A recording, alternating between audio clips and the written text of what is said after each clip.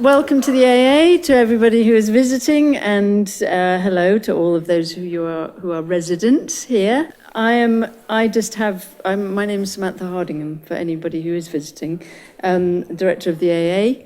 I have just this is the highlight of my year, I can honestly say. Poor bastard. I know, it doesn't get, well, it is a measure, but there you go.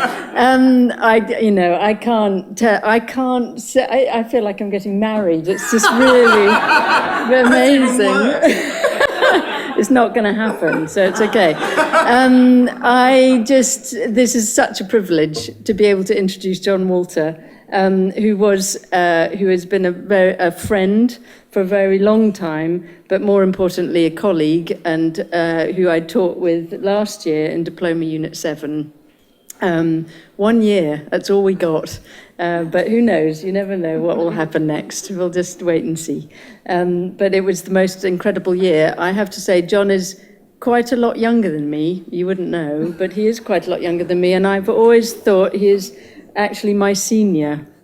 Because I don't think I've ever learnt more from anybody else in my entire life. Maybe one other person, but I've learnt more from John about everything, really, and I won't go into gory details, but really everything, and mostly, more importantly, related to this evening about the word Shonky, which is just a word we all used around the house. But actually it really is something. Shonky actually is something, and John has made it something. I should also say that John has made Shonky something because he is Doctor of Alien Sex, which I don't know whether it is obviously related, but that kind of accolade, well, what is that? That title means that he can make a word exist in the world, actually, because it means that he's worked incredibly hard for many, many years to figure out what that thing is. He continues to work out what that thing is, but it means it becomes part of a vocabulary and a part of a global vocabulary, in fact, which is not an insignificant thing to do, actually. And he has done that through literally blood, sweat and tears and phenomenal amounts of energy, and I have never known someone to work so prolifically as John, or as prolifically. I'm sorry, my grammar has now gone out the window. He's already started giving me gin and tonic, so that's not a good start. But I have never known anyone work as tirelessly as John, and in order to be able to put a word, really, or to validate a word in the English dictionary, you have to work really hard. And in fact, there's only one other person I know, and it's the person I refer to always, my hero, my other hero, Cedric Price. I think he worked about as hard as you did. You're on a level. You both got up earlier. You both go to bed later, and you work through ideas. And you work through ideas by making things all the time and by drawing. And I mean all the time. You sit in a meeting and John has already done the drawings for the meeting and paid attention to the meeting. He also has extraordinary discipline. He disciplined the unit for 1 year. And this is a first for the AA. It was a unit, as far as I know. We started at 9, we had an hour for lunch, and we finished at 5 every single day. And we got the work done.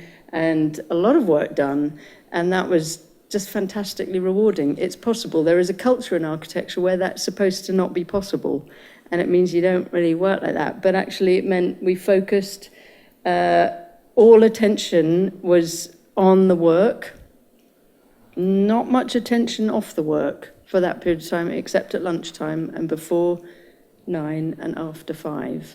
When we were allowed to do whatever we liked, John let us, which was very nice of you, thanks. But I suppose all of those things really do amount to a phenomenal body of work, which has evolved over really a very short space of time.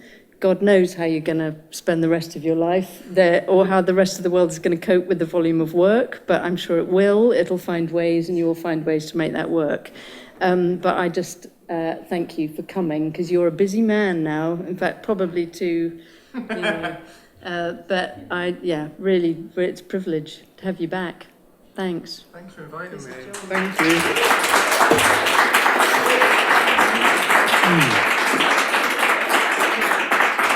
Should we all go home now? Okay, what time is it? I've got my watch here. It's 6:45. I'm going to try and keep this to 45 minutes because it's Friday. Then we can have a drink and you can buy a book. I don't get any money, but you should buy the book. Well, I can't remember the slides now, but I'll ramble through. I'm going to talk to you about this show that I've curated called Shonky, the Aesthetics of Awkwardness. And I should start by saying I'm an artist. And I've often used hospitality as a device in what I do. And this is just to introduce you to how this has come about. This was a bar in Whitstable called Turn My Oyster Up. And being a generous host is an important aspect, as you'll see, of what I've organised. And I've often used curating as a thing that I do intermittently in my artistic practice, as a way of taking ownership of where my work lives in the world. So I left the Slade in 2003 and nobody wanted what I was doing because it was too ugly and bombastic and brightly coloured. And I thought, well, you're going to have it anyway. So I decided I would build the place for it to live. And one of those places it can live is in a curated exhibition. So this was a show called Two Peacocks, which was it took the form of a department store. And it was 11 artists. I mean, it ended in a lot of argument, but that was kind of healthy. I was really trying to collapse people's authorship, but this is really a precursor to Shonky. And it had a cousin or a brother called Lily and Mim that was in Aberdeen in 2014. This is the car showroom that James and Eleanor Avery made. This is some sort of car crash made with vinyl and balsa wood. And I suppose this is for artists and architects. You can't wait around for somebody to ordain you. You've just got to go in there and seize the space and take control and decide how the work's going to be placed and discussed. And you should do that.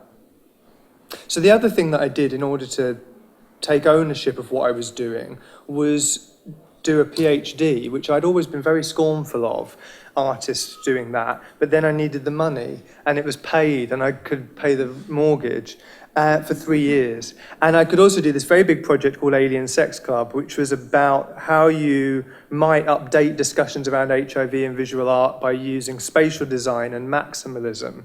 And so one of your questions might be, why am I here? Why are we doing this talk here? And I've always been a visitor here through knowing Sam and then teaching last year with her. But also my interests have strayed into spatial things, architectural things, through the breadth of the things I make, which need housing. And the only container big enough for them is an architecture of some sort. And that informs how I approach curating. So during Alien Sex Club, I had to think a lot about the production values I was using. And some people might call it a cardboard aesthetic, but I would call it Shonky. And when the Hayward Touring did an open call for a submission for a new curatorial open, they do this every few years, I thought, well, I'm going to do Shonky. I'm going to actually propose this as a show with other artists and think about it beyond me and my borders. And I think there were 150 applications, and I got this opportunity to bring this thing into the world. Now, there's a dictionary definition of Shonky, which is something of dubious integrity or legality or unreliable or unsound. But there's a colloquial definition, which is very hard to really work out whether it's a geographical thing or a cultural thing or a socioeconomic thing. But I've always known it to be something that's not so much of a pejorative. Something Shonky does the job. If it's an object, it just stands up. Or if it's like the waitress that puts the piece of paper under the table to steady it. That's a very elegant solution to the problem. I mean, really, you should sort out the floor or sort out the table. But in the meantime, you've got the Shonky solution, which does it quickly.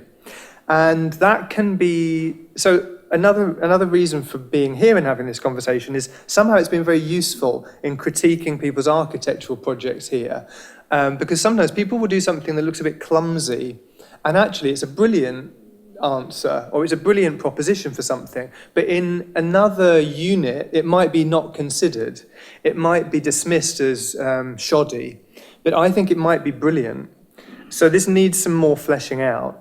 So I'm going to talk you through some works in the show. This isn't a verbatim of the catalogue, so you need to buy the catalogue. But this is also, it's got some other artists in there. There's architects in here as well. And I'm going to sort of talk you through some of the key themes. So the provisional would be one. And this isn't in the show, but it's a good piece to think about what shonkiness is. This is Fishley and Vice's The Way Things Go, which many of you will know, or the rip-off version on the Honda TV ad. And this way of constructing something out of whatever's available to make this sort of conveyor belt of amusements and kinetics, it's not only a brilliant sculptural thing, but it's also a kind of mental, it's a mental shonky. And the other person, I mean, this goes on. I mean, it's about 3 minutes long, so we're not going to watch it all, but you can go on YouTube and find it. But the resourcefulness of it seems to be what's exemplarily shonky about it. And another classic shonkmeister would be William Heath Robinson. And this is his proposal for some sort of deck chair in the sky. And not only are these are useless designs. They're not things you would actually build, but they're ingenious, they're idiosyncratic, they're stupid, they're also brilliantly drawn, and the succinctness of it is something about the shonky. And another person that nails the definition is Richard Wentworth. And this is from his ongoing series called Making Do and Getting By. And this is a bollard, and they've built a hoarding around it, and they didn't want to move the hoarding or the bollard, so they just negotiated each other. And that seems to me a very beautiful way of coping with the world, that maybe the white cube isn't the answer. Maybe dealing with the architrave or absorbing the bollard is a part of how we should cope and be pragmatic. So this is we're interspersed with some install shots of the show in Belfast at the moment, and this is Tim Spooner, his contribution to Shonky. And Tim, I don't think Tim's here, but Tim is a sculptor and live artist, and often he's made an iteration of this piece that he performs with, and it's a series of tripods made of steel rod that have motors attached to them, and they dance and jiggle, and they're all on timers, including these funny latex bags that inflate and whiz and whir, and all of the cabling is part of it. And it's programmed to go off in a very random fashion, and including a series of fur balls that dance around the room and sometimes dive over the ledge and get caught by staff lower in a different gallery. And there's something very awkward about what Tim does. They're somehow self-portraits, and these things can collapse under their own weight. So they're susceptible to gravity, and the invigilators have to reset them every few hours, depending on where they end up in the room. And I haven't got a photo of this, but because the concrete floor was so polished, he had to make little feet for them, which during the install seemed like another shonky moment. And this is a series of beaks that start talking. And this is a kind of display board with some fuzzy worms on it that every so often surprise you by whirring round. And a feature of the exhibition, I'll talk on different levels, but a feature of the exhibition is, come in, Sylvia, have a seat at the front. Sylvia, come on. I'll be done by 7:30. Sylvia Zaranek, everyone. There's some pink for you here. A feature of the exhibition that I didn't even know was going to happen was, and you'll see there's an obsession with little threads or cabling as a motif, which was a kind of accidental outcome of the process. So the handmade is another tenet of the Shonky. And that's not to be a pedant to craft, but it's to say Shonkiness isn't about badness, as in bad painting. So this bad conversation isn't the same in architecture as it is in visual art, but Philip Guston's late paintings are bad with a capital B, as is Martin Maloney's sort of neo-bad painting of the 1990s. And bad painting is indexed to classical drawing. It's all about sort of teenage painting and no perspective and cartooning and clumsiness that's not naturalistic. And even though this is somehow related to the Shonky is more indexed to bad craft. This is Carol Dunham, we couldn't get a Carol Dunham painting. I was desperate to have a Carol Dunham painting, but they're all in private collections. And his paintings are Shonky in the sense that this is called bathers. These paintings are arrived at through the shapes rather than the subject. The subject is kind of a byproduct of the formal play, and that seems to be something intrinsic to the Shonky. But somebody that I've found through the research for the exhibition was Justin Favela, and he is an artist based in Las Vegas who makes enormous piñatas, and this is a lowrider that he made. I'd actually already had the proposal accepted, but decided that he still needed to be in it. And that process of evolution in the show is maybe a surprising part of it. So he's kind of playing on his own Mexican-American heritage and using it as a leitmotif. This is a motel that he covered in piñata for 3 days. It was a lot of work for that small amount of time. But he's interested in the signage of Las Vegas, and all of this is made by hand. So all of this tissue paper is cut by hand, and he has to train people to cut it the way he would cut it. And that's, again, something about the spirit of his touch is important in how it communicates to the viewer. So this is an installation that he did in Denver recently where he recreates Frida Kahlo's garden, but based on the movie version of it from her biopic. And this, I don't know how long it took, maybe it was 3 weeks, and then it all gets binned at the end. But he came into the gallery and worked with us for the 2 weeks of the install to make floor nachos.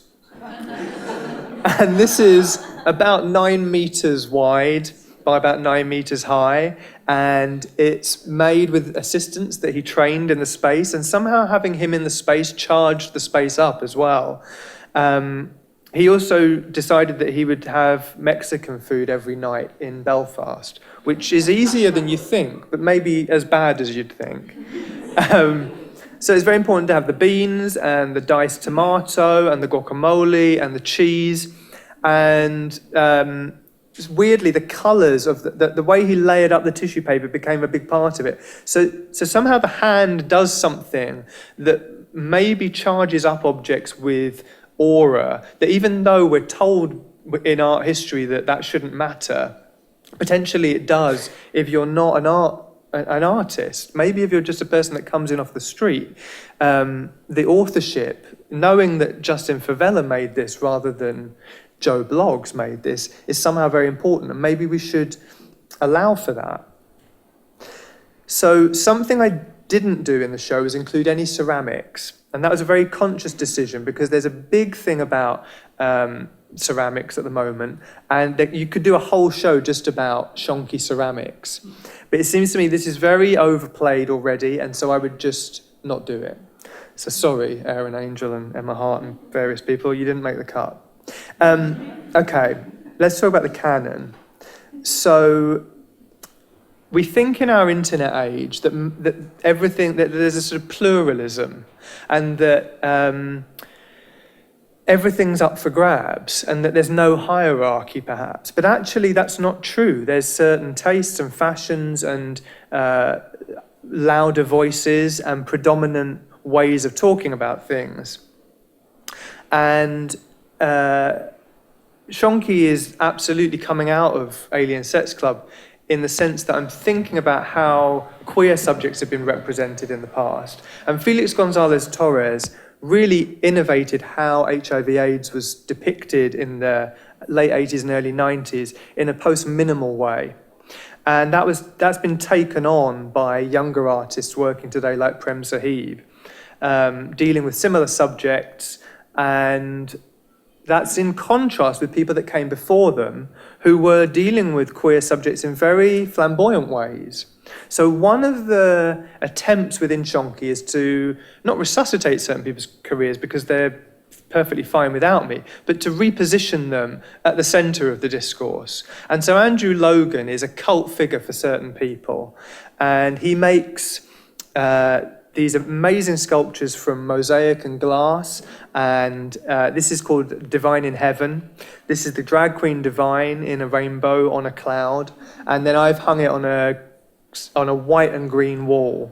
And Andrew was very big in the late 70s, early 80s. This is a portrait bust of Molly Parkin. So he's famous for making these portraits of camp or queer icons. And they're rendered in this very naturalistic way initially, but then they're partly clad with mosaic and resin. So they have this, they go between this very smooth, real realm and then this jagged, awkward, clumsy realm. And they have this excessive beauty about them. Also, this is a portrait of his friend Duggie Fields, who's also in the show. This is Duggie in front of a Louise Fishman painting, and I'll come back to her. But what you're seeing as we go along is that part of the show is about collaging these people's work together into a bigger whole. This is a hanging. This hangs from the ceiling at head height, and it's a portrait of a drag artist that won his competition Alternative Miss World. And Alternative Miss World, this is his costume for the 2009 edition. So before RuPaul's Drag Race, Alternative Miss World was, to say it was a drag competition is slightly wrong, because really you could as much be an alien or high fashion as you could change gender. You could change which planet you came from. And this is an ongoing project that has, I think the last iteration was 2014. And Andrew always has a costume. He has a museum to himself in Wales that's made out of 2 squash courts. He says he's the only living artist that has a museum devoted. I'm not sure that's quite right, but it's definitely the only museum in Wales made out of 2 squash courts that has this kind of stuff in it. So you can go and buy Andrew's jewellery. He's good mates with Zandra Rhodes, and they're part of this little world of people from that period. And I think his work is very important for me, and I think it should be more important for the discussion generally, because it's maximal. And we'll come back to maximalism a bit later. So this was the 2004 edition of Alternative Miss World. They're themed. This one was called Neon Numbers. And it's Shonky, it's exemplarily Shonky in the sense that it's punk in some way. And I mean that in the 70s sense. So one strand of Shonkiness is its humour. And I really wanted to include a German humour because there's a particular strain of Cologne-based humour that is particularly Shonky. And it grows out of Sigmar Polka, and it goes through Martin Kippenberger, and it comes to Cosima Von Bonin. And we might call it capitalist realism or German pop art, but it's very dry and quirky and a bit off. And that seems eminently Shonky, that it's just a bit to the left, or a good way of putting it might be precision on the wrong length. So these are 2 clams on a shelf that stare at you, and they're made of velvet and fabric, and they have hinged back so you can position the lids so that the eyes stare out at the right angle. And they're beautifully made things, but they're odd and they're deadpan. This is a close-up of a Cosima Von Bonin painting where she's stitched a website address, www.you'renotallowedin.com. And there's lots of these odd jokes within these surfaces that somehow rhyme with the cabling of the Tim Spooner thing, and we'll see other jagged lined things come back in later. So to go back to punk, somebody that could have easily been in this is Brian Griffiths, and this is, and a lot of this stuff refers to things that maybe I was looking at in the late 90s or when I was an undergraduate student, and these things were being shown at the Saatchi Gallery at the time. So this cardboard aesthetic is actually slightly too slick to be shonky. My version of it would be a bit more bodge, probably, but it's definitely a precursor, or it informs the thinking. And this is a video by Duggie Fields that I'll show you a portion of. Ignore it. Ignore it. It's ridiculous to worry so much. The drama in your mind is like the blind leading the blind.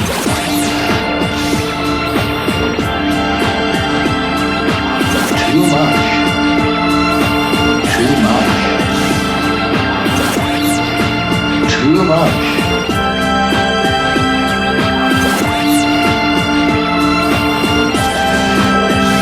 So Duggie's a painter, a pop artist, really, that we'll look at his paintings in a little bit, but he makes these videos on his laptop or on his desktop computer at home using all the packages that we all have, very basic, as you can see, not very complicated editing. But he made a website of his own work very early on that is a museum to himself online, and it's been kept. You can go duggiefields.com or whatever it's called, but it's a kind of 1990s shrine. It's very geometric. He's scanned things in and then just color corrected them in really cat-handed ways. It's really off. I mean, it's brilliant. It's so, you're like, it's really on the edge of good and bad. You're not sure. Does this person know? Is this person a professional? I mean, but no, it's very edgy. And then to bring his own paintings in with his own diary of his footage from around where he lives and the routines he takes. These videos seem to be odd to me, and they're not, they're not tasteful either.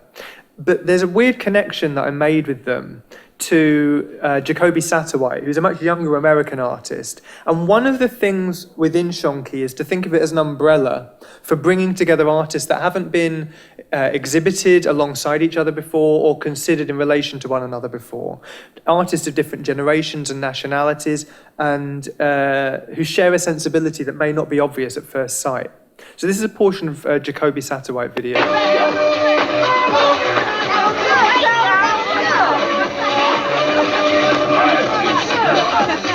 So these videos are made in the computer by building CGI worlds, but they're based on drawings that his mother made when she was in a psych ward. And then he becomes a dancer inside them. And they sometimes have found footage from his own childhood family videos. So this one is called Country Ball, and it's to do with some found footage from them. And there's a series of sort of towers of Babel that he visits. It goes on for 12 minutes. We're only seeing a tiny portion of it. But it's a kind of carnivalesque that's not dissimilar from Duggie's, but just achieved with a very different resolution.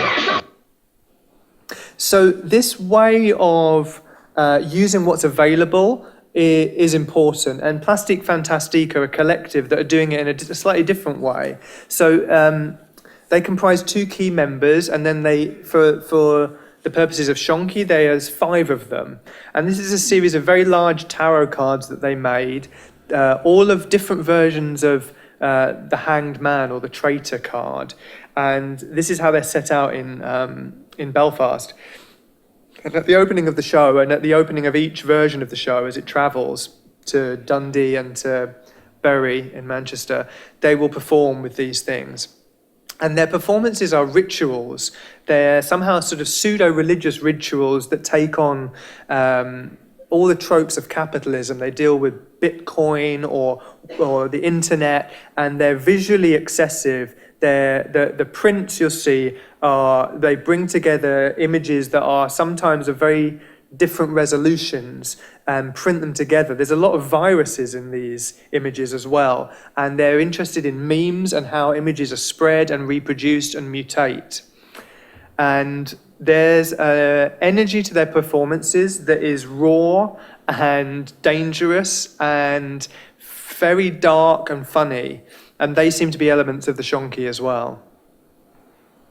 So this is Kate Lepper, who's an artist based in New Zealand who studied here at the Slade, and she makes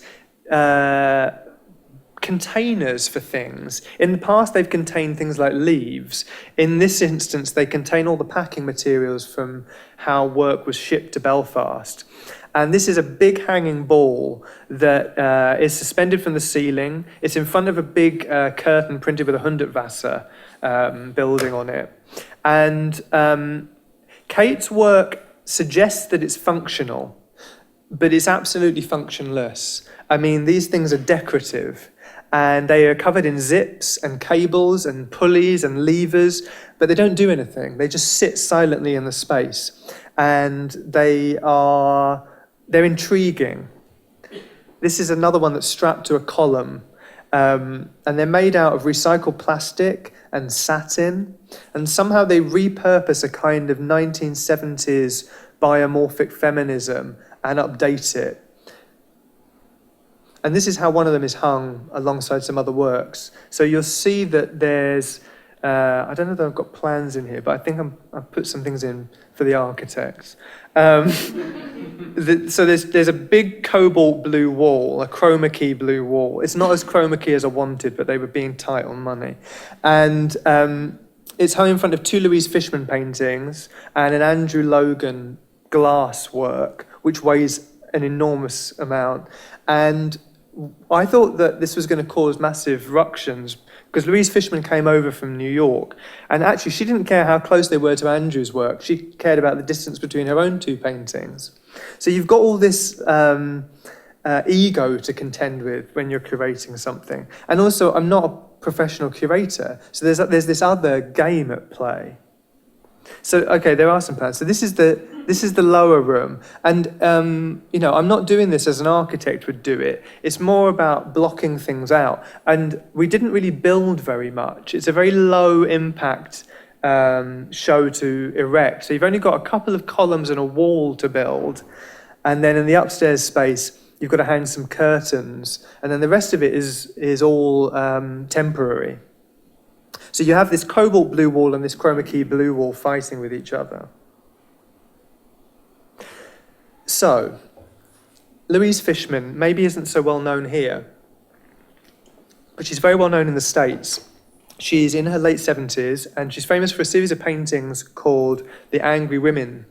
And there was Angry Louise, there was Angry Marilyn, you name it, there was Angry Her. And her work lies somewhere between abstract expressionism and some sort of feminist agitprop. And these are 2 of the paintings that we had in the show. I'd known Louise's work for a long time, and then I got to meet her when I was on a residency in Skowhegan, and immediately connected with her. And I've always found her paintings to be incredibly ugly. And I really like them for that reason, because they seem to do everything wrong. Often the way they're layered, they might peel off. They're sort of technically, there's issues with them, I think. And also the way they use black, and that they deal with, they go into realms of ugliness that other people would avoid. So there's a series of marks and a register of marks at play that collide in very odd ways and unexpected ways. This painting, which is somehow like a flag, usually you would put the thicker layer of everything on last, but hers has a sort of watercolour wash of oil paint coming over the top, and you get this lurid acid space build up. And they kind of they're quite physical, they're quite three-dimensional. So a big part of the show has also been to get to know these people and liaise with them and understand a bit more where they're coming from, but also reposition them. So Louise has never even shown her work on a coloured wall before, which to me seems like a very mild move, but to her is very radical. And then she liked it, so maybe she's just going to have a show of work on coloured walls. this is a sort of an aside, but it's been very interesting through the process to work with artists and galleries and different levels of generosity and understanding of the project. And weirdly, the English people were much more offended by the word shonky than the American ones, partly because the American ones didn't know it, but Andrew and Duggie particularly were very resistant to this idea of shonkiness. They thought it was a slur on them to begin with. So I had to do some negotiating. In fact, Duggie said, "Can you call the show something else?" And I said, "No, it's called Shonky." So imbalancedness is another tenet that runs through the show. And I couldn't get this. This is Niki de Saint Phalle's Tarot Garden, if any of you have been in Umbria. But we were able to get a series of maquettes for Niki works. So we've got a sphinx and a gorilla and a little camel. And Niki de Saint Phalle's work is something that you love or hate, I think. And I've always loved it and not understood why it wasn't more thought about, because it seems to me very serious. But it uses a lot of colour and wobbliness, and these are hand-painted things. They're clunky. Some of them are fiberglass and some of them are plaster. And being able to work intimately with them, you see the thought process at work. So the gorilla's head is just covered with silver foil that you'd find on sweet wrappers. And again, there's something about whatever's at hand quickest. This is called Je suis une vache suisse, and on the reverse it's mirrored, and it's placed here against a big Hundertwasser curtain. And what joins Niki and Hundertwasser's work together is an interest in lopsidedness and an encouragement of things that might teeter and fall. So that joins them back to Tim's work again. This is a metal tree that on one side is painted very brightly with one of her Nana figures, one of these sort of cumbersome women, and on the back it's a sort of memento mori. And these are things that aren't normally seen. So I wanted Hundertwasser to be in the show, and there's no Hundertwasser work in the UK. There's only some prints in the V&A. He didn't build any buildings here. There's no paintings in collections here. There's no models. Clearly, British people didn't like Hundertwasser or think he was important. So I wanted to write that, and I tried to borrow work from the foundation, and they told me in no uncertain terms they wouldn't lend me anything. So then I begged and played up my architectural credentials, and then they said, "We'll charge you lots of money and then you can have them." So I didn't reply to their email. So I had to think a different way about how to do this. We went to Austria and photographed two buildings, the Hundertwasser House in Vienna, and, oh yeah, I should say, Hundertwasser thought a lot about wonkiness, and he wrote about it. So this is from his Mouldiness Manifesto against rationalism in architecture. The apartment house tenant must have the freedom to lean out of his window and, as far as his arms can reach, transform the exterior of his dwelling space. And he must be allowed to take a long brush and, as far as his arms can reach, paint everything pink so that from far away from the street everyone can see there lives a man who distinguishes himself from his neighbours, the pent-up livestock. He must also be allowed to cut up the walls and make all kinds of changes, even if this disturbs the architectural harmony of a so-called masterwork, and he must be able to fill his room with mud or children's modelling clay. Now, this is not a typical architect. He's willing to sort of set up the stall and then you can intervene and do what you want with it. And I'm not convinced about the individualisation element, but there's something about the curviness of it that seems very convincing. So he writes a lot about the spiral and about shapes that are somehow organic, and they become motifs within his architecture. So he wanted to build this project called Rolling Hills, and this is the model for it. This is now in the spa that's built as that project. So it's now called Rogner Bad Blumau. Rogner's the spa brand, and Bad Blumau is the place. And we went there in the middle of the night and got off the train in a field and saw a volcano it's a fake volcano that goes off on the hour. So it's kind of Centre Parks with Hundertwasser, but it's immaculate. And it's really a series of buildings that are joined by underground tunnels it's kind of a spaceship embedded into the landscape, and there's a series of light wells that make it feel very open and light the whole time. So each building is wonky. You have his signature motifs of things like onion domes and grassed roofs. And all the floors are curved and sloping, so much so that you can't have room service because they can't get trolleys to the rooms. And he theorized a lot about the exact slope that a floor should have because he didn't think floors should be flat. And we'll come back to that later because that's a theme. We're on time. So these photographs that we took of the buildings became curtains. And this was one of my gestures. This is a kind of multiply authored work by me, the photographer Jonathan Bassett, and Hundertwasser. He doesn't know we did it because he's dead. And they become these sort of translucent ways of breaking up the show. And so here you can also see some of the font system that Fraser Muggeridge designed. That's the big feature of the book. It's a Shonky font that mutates as you're reading it. And over the top of that hung two Niki de Saint Phalle drawings, one of which has pieces cut away so you can see through to the wall. Benedict Drew is an artist that takes the language of sound and noise art and uses that, but also redeploys it within the visual realm to make installations. And he made a new piece for the show called Dyspraxic Techno that features Wordy from Look and Read. I'm so glad I can introduce him to the AA. He's somebody that if you were British and born in the late 70s, you'll have been traumatized by at school. He taught you how to read. He's an orange flying body, something like a life vest that talks, and he has the voice of Brian Aldridge from The Archers. These are references that are very specific.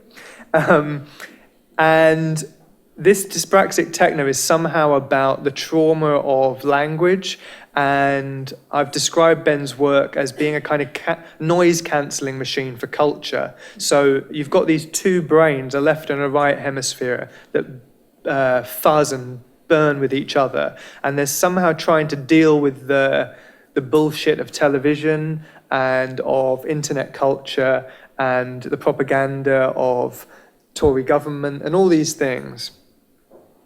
So it's a kind of world that you go into with projection and object and sound, and it's very loud and it's very ugly and and that's a positive, and it's very dark, but somehow very cleansing because of that.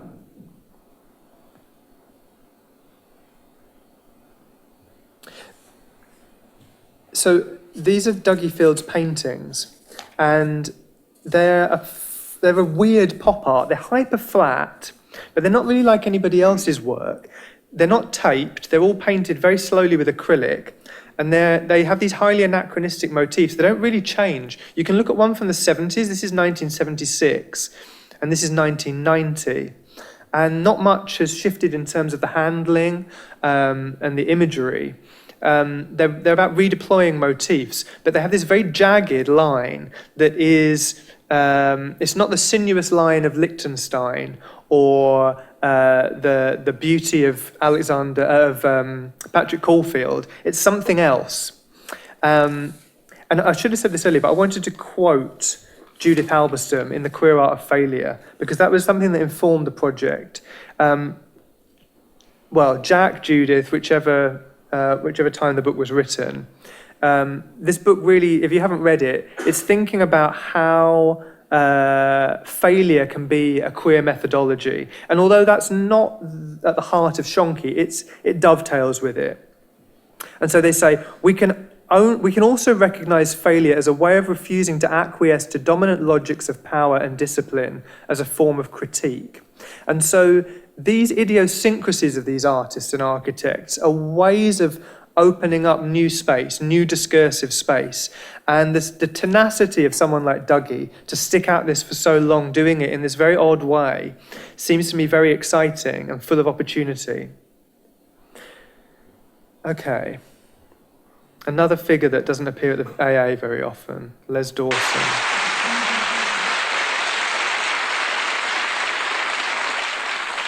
Perhaps Would you join me in a small sing-song?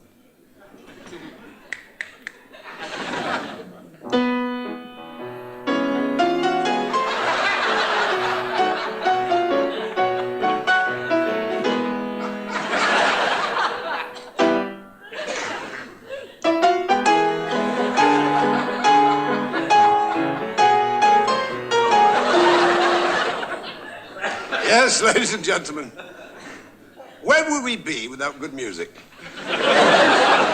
Here. So, one of the things that underpins all of the work, and Julian Schnabel isn't in the show, but I would have liked him to have been, but I didn't actually try. This is one of his plate paintings, and they do a similar thing to the Les Dawson in that this is a surface that disrupts how you can draw. And that becomes a physical theme within the show, but it also becomes a conceptual theme within the show. How do you trick yourself out of your habits? How do you strategically put things in the road to trip you up?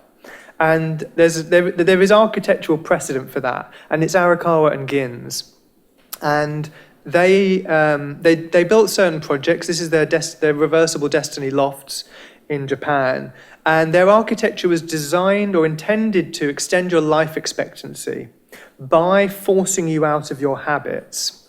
And there's a kind of anecdote that if you stay in the hotel for the weekend, it'll extend your life expectancy by 10 minutes, which I think is not true, but it's a nice idea. And the way they thought they could stimulate your immune system to become better through architecture was to trick you out of your spatial habits. So you can see on the floor, it's a kind of rough mountainous terrain.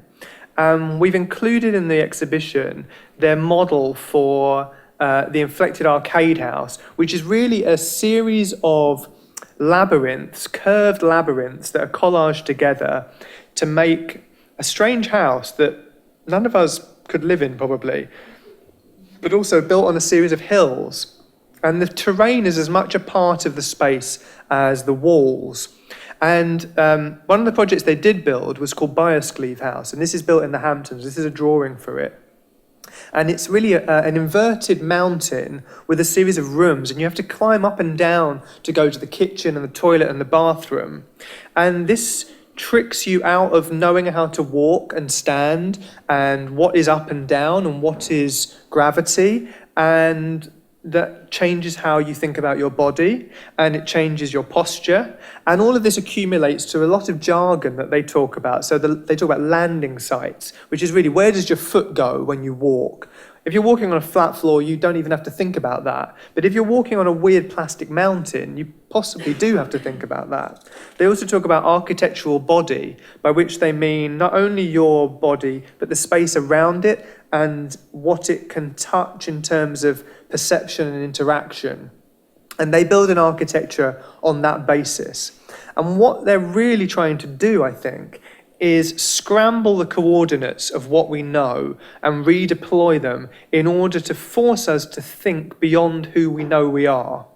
And that seems to be the leitmotif of Shonky, which is, how do you screw with your brain in a fun way, in a nice way, in a good and a stimulating and a pleasurable way in order to get further? So this is another install shot showing, these four things have never been thought about together before. Hundertwasser and Arakawa and Gins, I'm sure, wouldn't have liked each other. And then a Cosima Von Bonin painting with an Andrew Logan bust of Fenella Fielding that's a kind of disco ball that casts light around the room. So I've touched on this, but the Shonky book was a big part of the project, and designing a font system that could be thought of as Shonky was a perfect challenge for Fraser Muggeridge.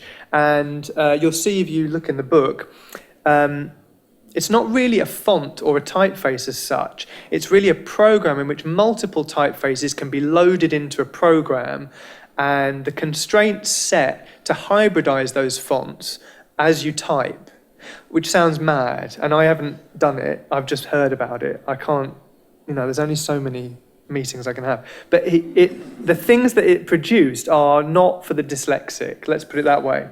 And you'll see in the book there's different types of kerning and angularity and sinuousness that change and force you to have to reposition how you read, which seems to be a very Shonky reader. So what are the consequences of all this? Well, there's clearly some more research that needs to go on into what this word, where does this word Shonky come from? What is the derivation of it? Everybody in Hull, when I was there in Hull, when I did a talk to 12 people, which was, that's good, you know, that's real. They all knew the word Shonky. So somebody said it's an East Coast thing, but I'm not sure about that.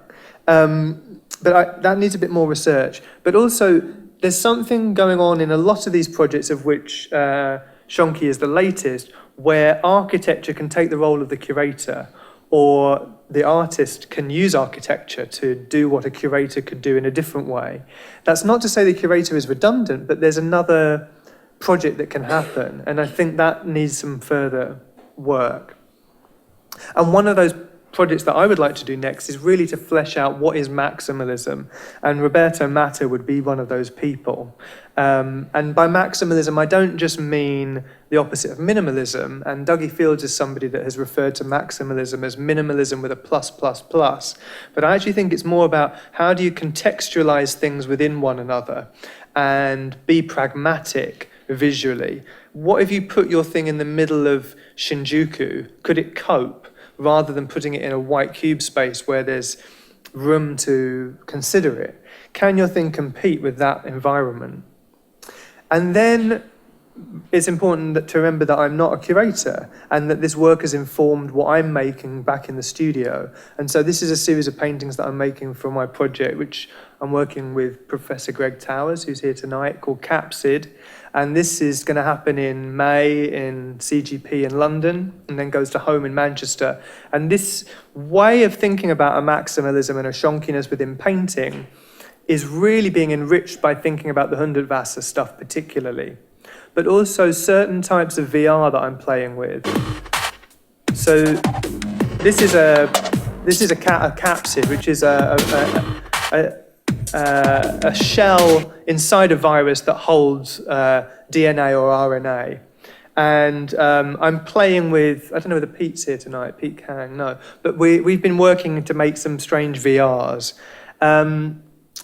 Yeah, and that's Shonky. Thanks for coming.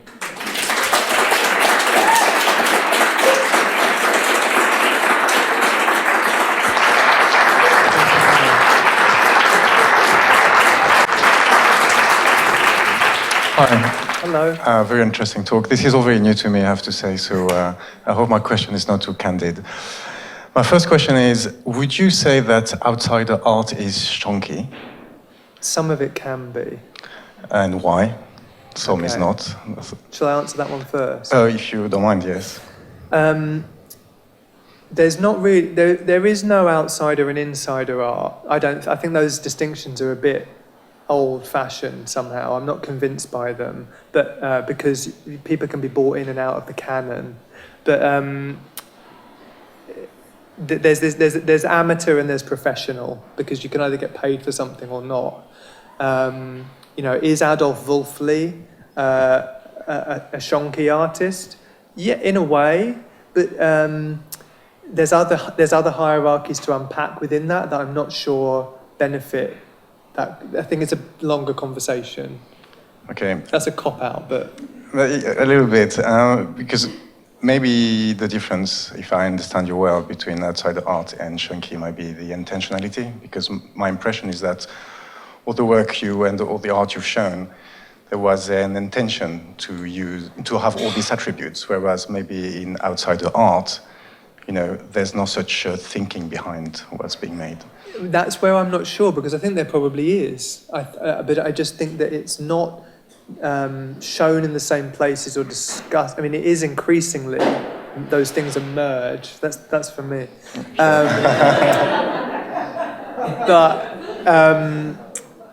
Could I have put Adolf Wolfli in the show? Yes, but it's a bit like with the clay work. It would have taken the discussion somewhere else that I don't... also, I don't really look at that work. I don't need that work. And so part of this is about what gets me off.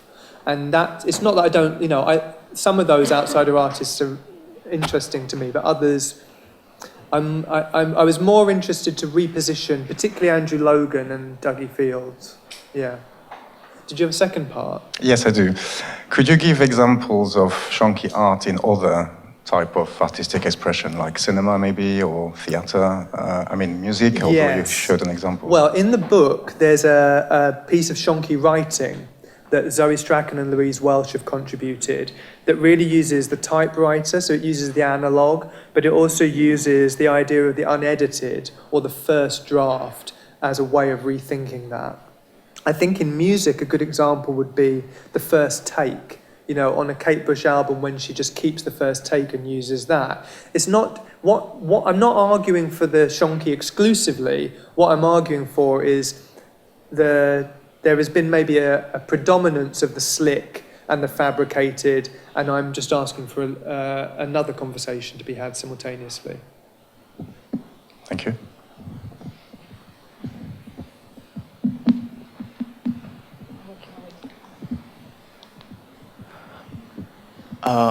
If I understood correctly, Shonky is always in relation to popular aesthetic. Sometimes it's in contrast to it.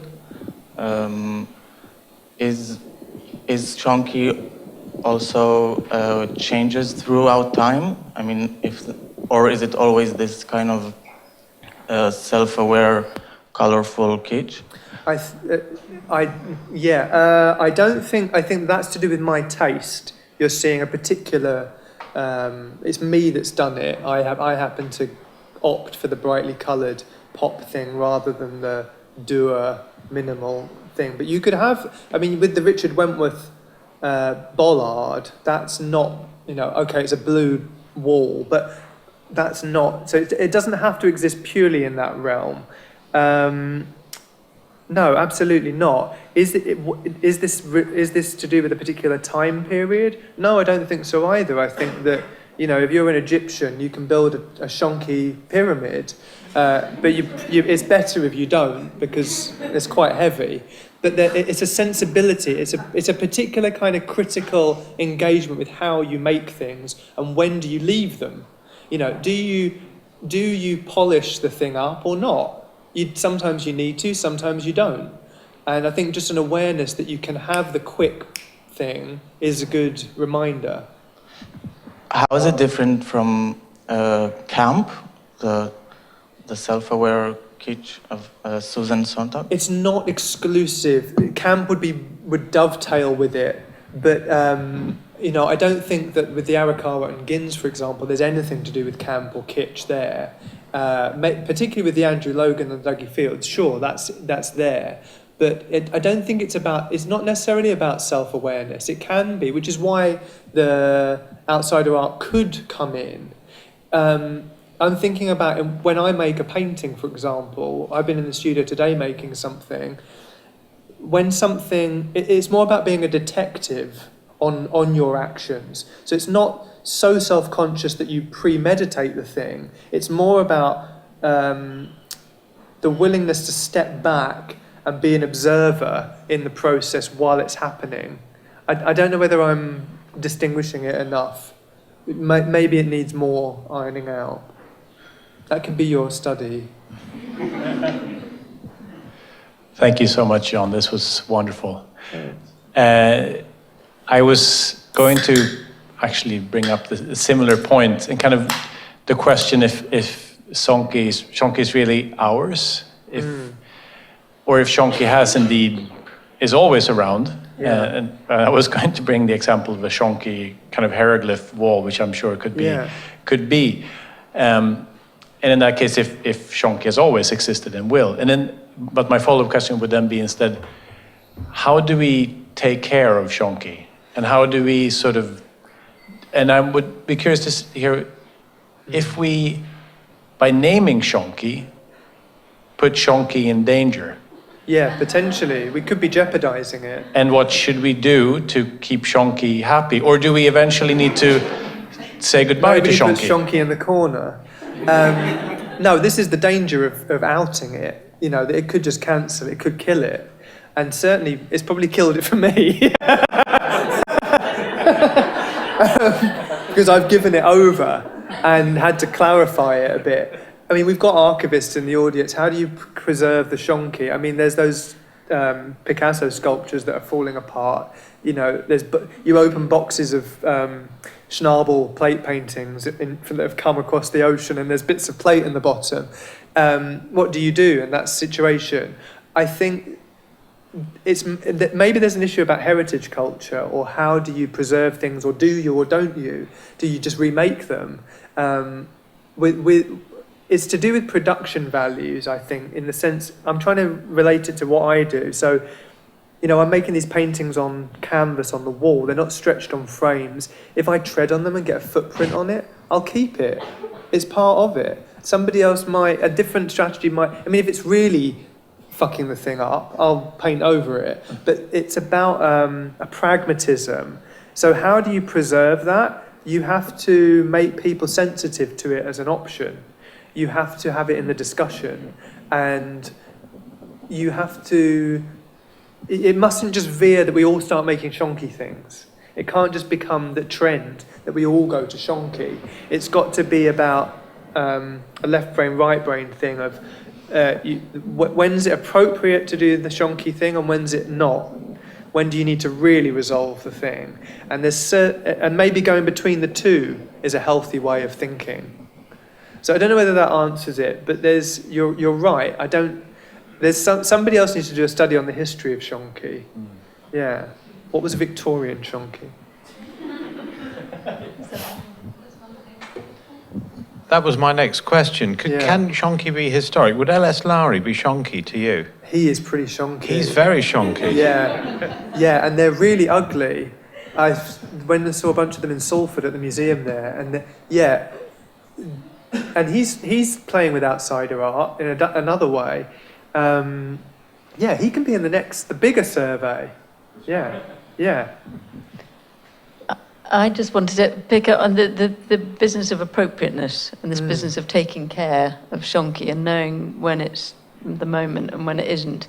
And in reference particularly to the work you're doing with Greg, who you pointed out earlier, which is an extraordinary, and because all of this work is about collaboration and positioning people together or not together, and how you do that and when it's the right moment to do it and when it's not.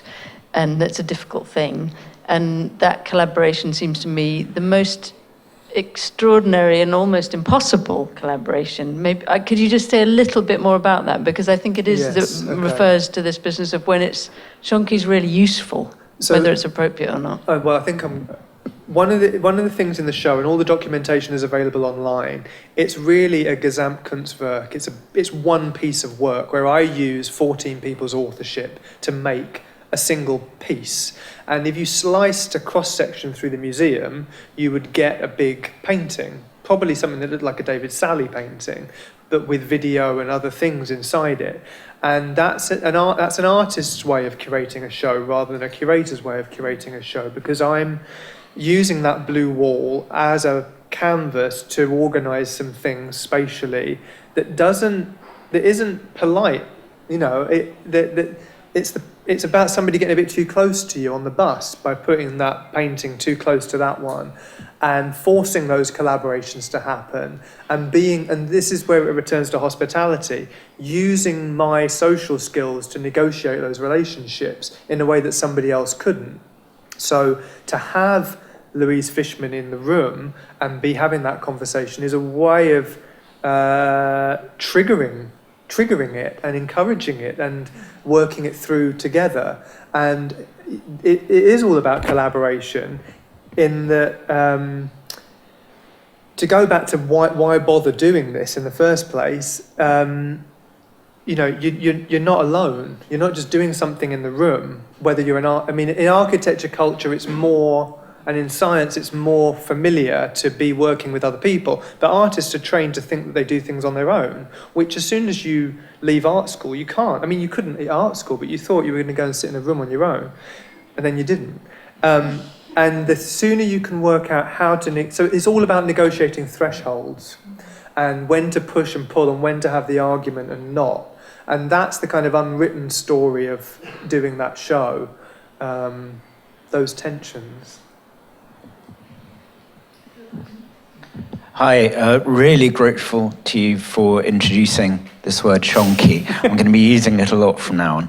A couple of kind of phrases, questions come to mind. First of all, if in most styles, if it's I don't know if you count it as a style, there's kind of good, bad, mediocre. So, you know, if you could talk about good shonky, bad shonky. Good shonky, bad shonky, Yeah. and then shonky. What would shonky be as Well, well?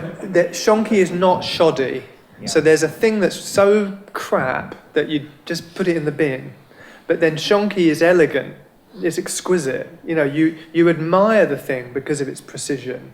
It's not precision as in, I vacuum formed this thing and it's slick. It's precision as in, oh my God, what a brilliant solution to the problem. And that could be a craft solution, it could be a conceptual solution, but you know, you get a hunch off an object when you interact with it or a surface. You can read it and you can tell whether it's genuine or not, and you can read the shonkiness on it. And that's a human response to a thing.